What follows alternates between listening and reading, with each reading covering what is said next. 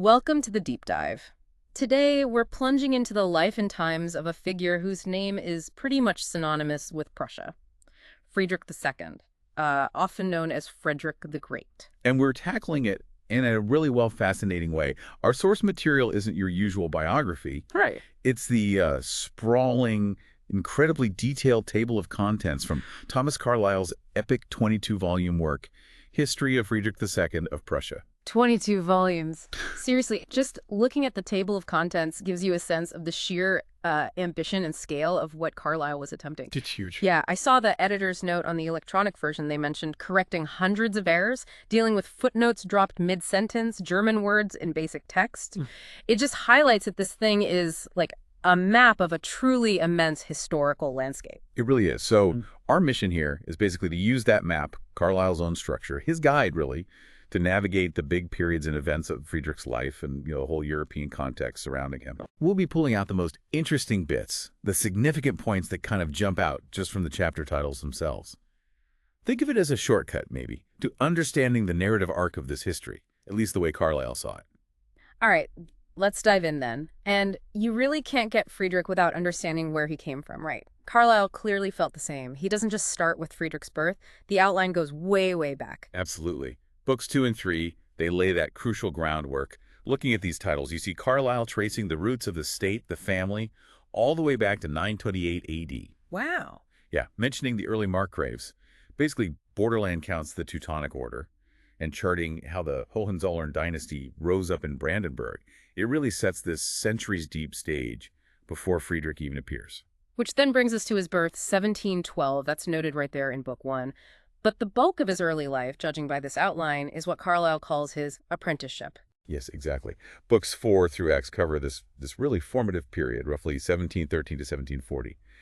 And the titles here, they definitely signal a youth marked by, well, serious friction and challenges. Yeah. Stuff that profoundly shaped him. I'm seeing titles referring to a double educational element, so French and German influences, I guess. But what really jumps out across several books is the relationship with his father, Friedrich Wilhelm I.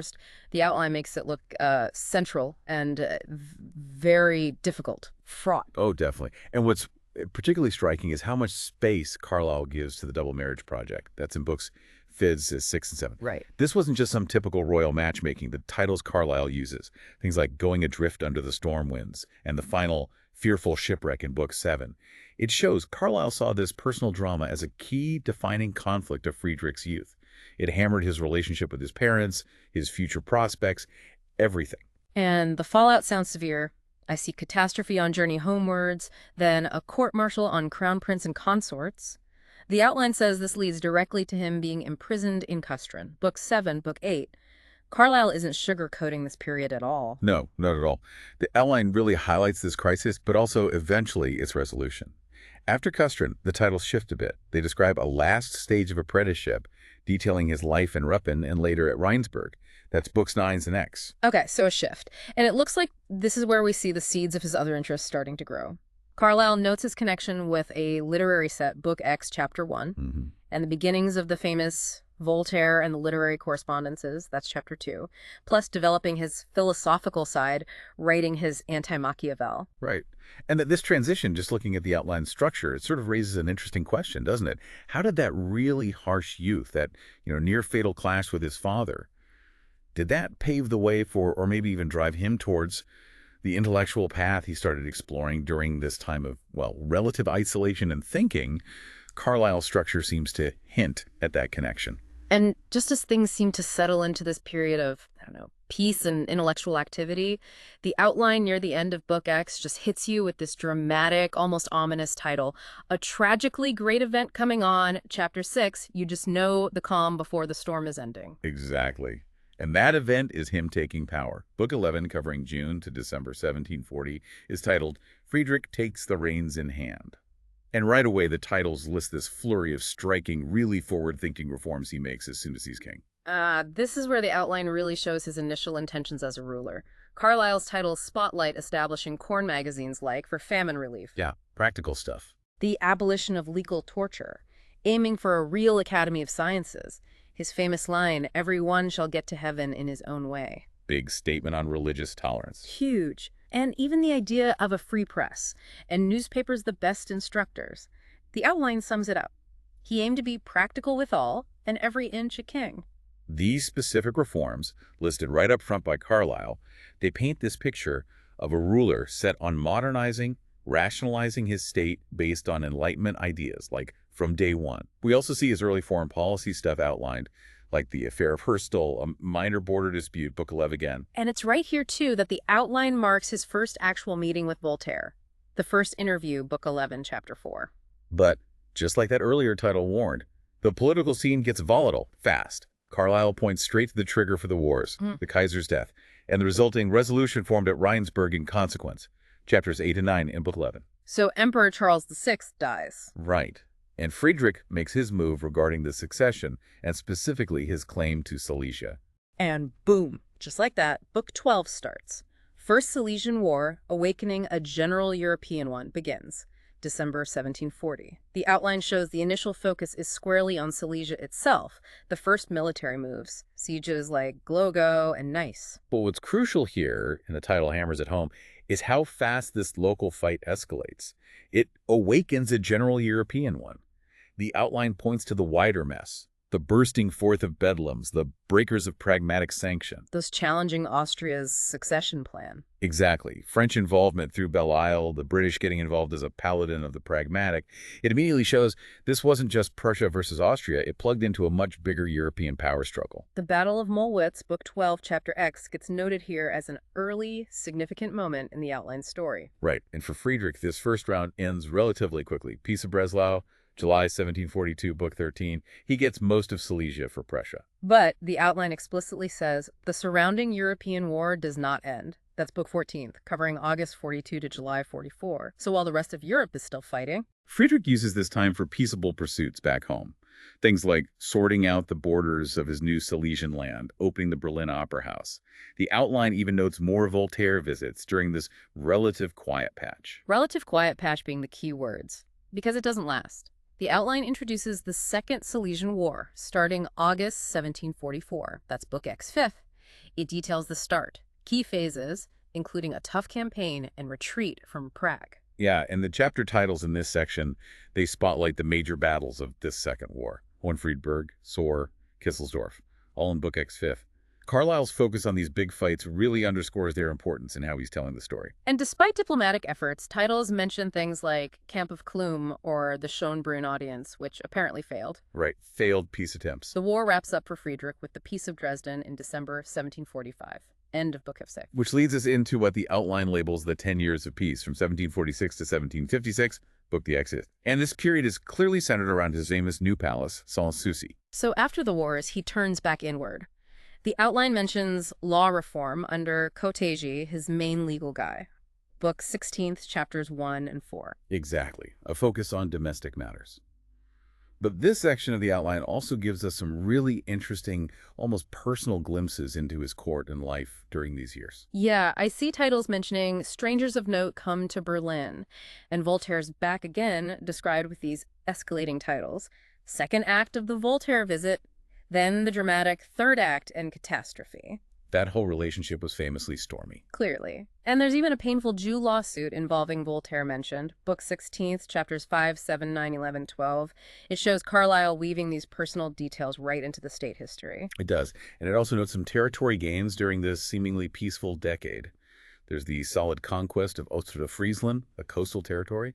Carlyle mentions that alongside the slightly less tangible acquisition of Barberina the Dancer. Right, Book 14, chapter 8, and Book 16, chapter 8. Putting those side by side in the outline definitely gives a sense of the varied preoccupations of a ruler. Solid and gaseous conquests, as Carlyle puts it.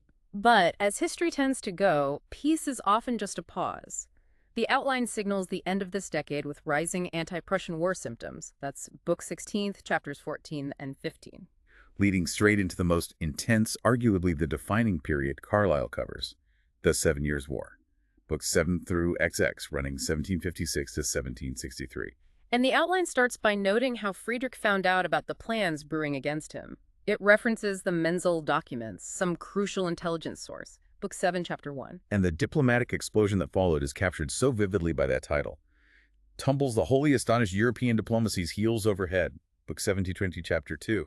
It was a total dramatic reshuffling of alliances, the famous diplomatic revolution. Okay, then the outline just follows the brutal back-and-forth fighting, the first move into Saxony, bottling up the Saxons at Pirna, the Battle of Lobositz, all Book 7. And the core of this war section, Books 8 to XX, is just this relentless sequence of battles and struggles.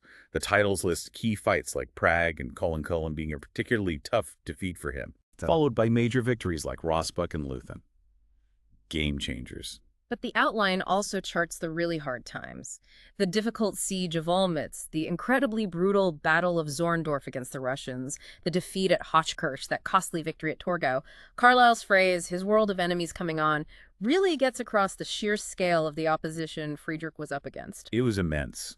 And the outline also notes specific events that show the pressure Prussia was under, like the Russian raid on Berlin, Book XX, Chapter 4. And internal problems, too, like Traitor Warkoch in Chapter 9. And then a really critical turning point pops up in the outline.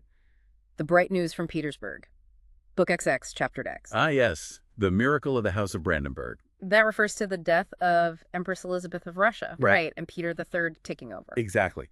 Peter admired Friedrich hugely and just dramatically switched Russia's side, pulling them out of the war against Prussia. It basically saved Prussia from total collapse. Wow. So that unexpected twist, as the outline title suggests, gave him a path forward. It did. It helped lead towards the final campaigns, the siege of Schweidnitz, and finally ending the war with the Peace of Hubertsburg, Book XX, Chapters 12 and 13. And with that massive war finally done after 7 horrific years, the outline shifts into the last phase of Friedrich's life. Carlyle titles it The Afternoon and Evening, Book 21, running 1763 to 1786. And the immediate focus, right there in the titles, is the huge job of repairing of a ruined Prussia. The war was devastating. We see mentions of people involved in rebuilding, like Landrath Nestler and Kriegsrat Roden, and the building of the Grand New Palais at Sanssouci, Book 61, Chapter 2, kind of a symbol of recovery and enduring power. Then the major political event of this later period, detailed across several chapters in Book 61, Chapters 3 and 4, is the troubles in Poland leading up to the, well, infamous partition of Poland. Yeah, the outline titles here lay out the tangled factors involved. The death of the Polish king, getting Stanislaw August Poniatowski elected, the tricky dissident question about rights for religious minorities, various internal Polish confederations fighting each other, and then the diplomatic maneuvering, including interviews with Austria's Kaiser Joseph and Prince Henri's key visit to Petersburg. It was complicated. And this part of the outline keeps giving us these more personal glimpses, too, in a chapter of miscellanies. Book 21, Chapter 5, titles mentioning visits from Dr. Zimmerman, his sister Ulrika, the music historian Bernie, travelers like Sherlock, Conway, Eliot. These offer little snapshots of his life, his court, his interactions in later years. It continues that pattern of weaving the personal with the political. We also see later conflicts noted, like the brief Bavarian War and a really notable domestic legal case that caught his eye and showed his direct involvement in justice. The Miller-Arnolds lawsuit. Book 21, Chapter 6 and 7. And the final years are marked by more big political moves, like the Fürstenbund, a league of German princes he formed to counter Austrian influence. And reports from visitors like the Prince de Ligne and General Bouillet, highlighted in the titles in Book XD1, Chapter 8. They offer insights into his condition and mindset near the end. And the outline concludes this long final book, Book 21, with the inevitable, last illness and death. Chapter 9, 1786. And just to show how deep Carlyle went, even in the table of contents, there's an appendix entry specifically titled A Day with Friedrich, giving a snapshot of his daily routine in 1779. It's a perfect example of the kind of granular detail Carlyle packed in. That appendix note is fascinating, isn't it? It shows how Carlyle really wanted to portray not just the grand historical sweep, but also the personal reality, the daily grind of the man himself. And you can see that intent even just reading the chapter titles. And that really brings us to the end of our deep dive into this absolutely massive historical narrative, guided just by the incredible structure and titles of Carlyle's own outline. Reflecting on this journey, even just through the table of contents, it's kind of remarkable to see the sheer scope Carlyle tackled. From the, ancient origins of a family and a state, through the intense personal trials of Friedrich's youth, the massive global conflicts of the 18th century that really defined his reign, and then the complex, demanding final years of rebuilding and diplomacy. It really does underline how the structure of a work this detailed, even just its table of contents, tells a story all by itself. It's a story of transformation, of immense struggle, and ultimately enduring impact, laid out chapter by chapter. You really see Carlyle's own narrative choices and what he thought was important. Which leaves us, and you, with something to think about. What does exploring just the detailed outline of a life like Friedrich the Great's reveal? A life encompassing such profound personal trials, like that fearful shipwreck of the Double Marriage Project, and these immense public events, the 7 Years' War rises to a height, the partition of Poland. What does tracking that outline tell us about how individual fate intersects with the huge sweep of history? What stands out to you from this journey through Carlyle's table of contents?